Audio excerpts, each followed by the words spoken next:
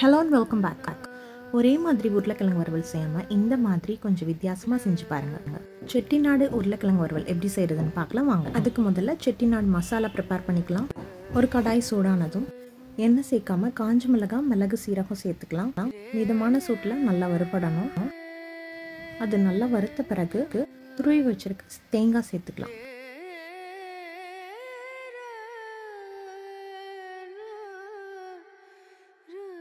தேங்காய் சேர்த்து ஒரு 2 நிமிஷம் நல்லா ஃப்ரை பண்ணணும். தேங்காய் கொஞ்சம் நல்லா ட்ரை ஆகணும். நல்லா வறுபட்டணும். தனியாக ஒரு பாத்திரத்தில் ஆற வச்சுக்கலாம். அடுத்ததாக ஒரு கடாய் சூடு பண்ணிக்கலாம். கடாய் சூடானதும் எண்ணெய் சேர்த்துக்கலாம். எண்ணெய் சூடானதும் கடுகுளுந்து சேர்த்துக்கலாம். கடுகுளுந்து பொரிஞ்சதும் கருவேப்பிலை சேர்த்துக்கலாம். கருவேப்பிலை பொரிஞ்சதும் பொடியாக நறுக்கி வச்சிருக்க வெங்காயம் சேர்த்துக்கலாம்.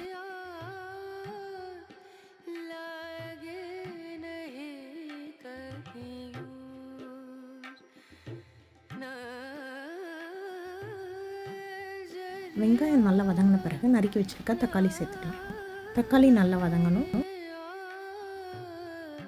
தக்காளி நல்லா வதங்கின பிறகு மஞ்சத்தூள், மிளகாய்த்தூள், மல்லித்தூள் சேர்த்துக்கலாம். உப்பும் சேர்த்து நல்லா கலந்து விட்டுடலாம். அடுத்ததான் வேக வச்சு தோல் உரித்து நறுக்கி வச்சிருக்க உருளைக்கிழங்கு சேர்த்துக்கலாம்.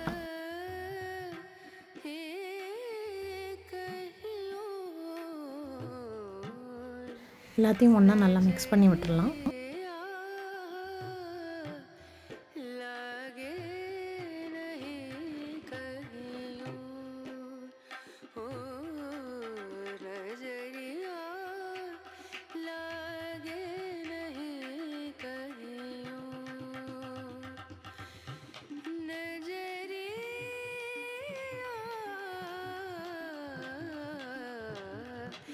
லோ ஃப்ளேம்லேயே குக் ஆகட்டும். அப்பப்போ கிளறி விடணும்.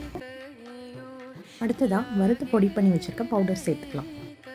இந்த பவுடர்லேயும் மிளகா சேர்த்துக்கணும். அதனால் மிளகாத்தூள் சேர்க்கும் போது அவங்களுக்கு தேவைக்கேற்ப சேர்த்துக்கணும்.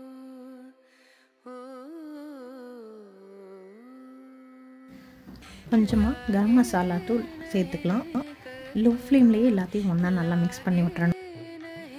2 நிமிஷம் குக் ஆனால் போதும். எல்லாமே தனித்தனியாக குக் ஆகிடுச்சு. ஸோ இது ஜஸ்ட் மிக்ஸ் ஆனால் போதும். அவ்வளோதாங்க, செட்டிநாடு உருளைக்கிழங்கு வறுவல் ரெடி ஆகிடுச்சு. இந்த உருளைக்கிழங்கு வறுவல் சாம்பார் சாதம், ரசம் சாதம், தயிர் சாதம், லெமன் ரைஸோட ரொம்ப நல்லாயிருக்கும். சப்பாத்தியோட சேர்த்து சாப்பிடும்போது ரொம்ப நல்லாயிருக்கும்.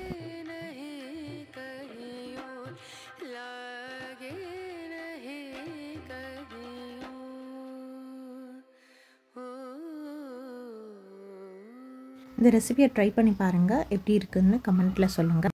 நல்லா இருந்தால் உங்கள் ஃப்ரெண்ட்ஸோட ஷேர் பண்ணுங்கள். இந்த வீடியோ பிடிச்சதுன்னா லைக் பண்ணுங்கள், சப்ஸ்கிரைப் பண்ணுங்கள், கூடவே பெல் பட்டனையும் ப்ரெஸ் பண்ணுங்கள். அப்போ தான் நான் போடுற வீடியோஸ்லாம் உங்களுக்கு நோட்டிஃபை ஆகும். தேங்க்ஸ் ஃபார் வாட்சிங்.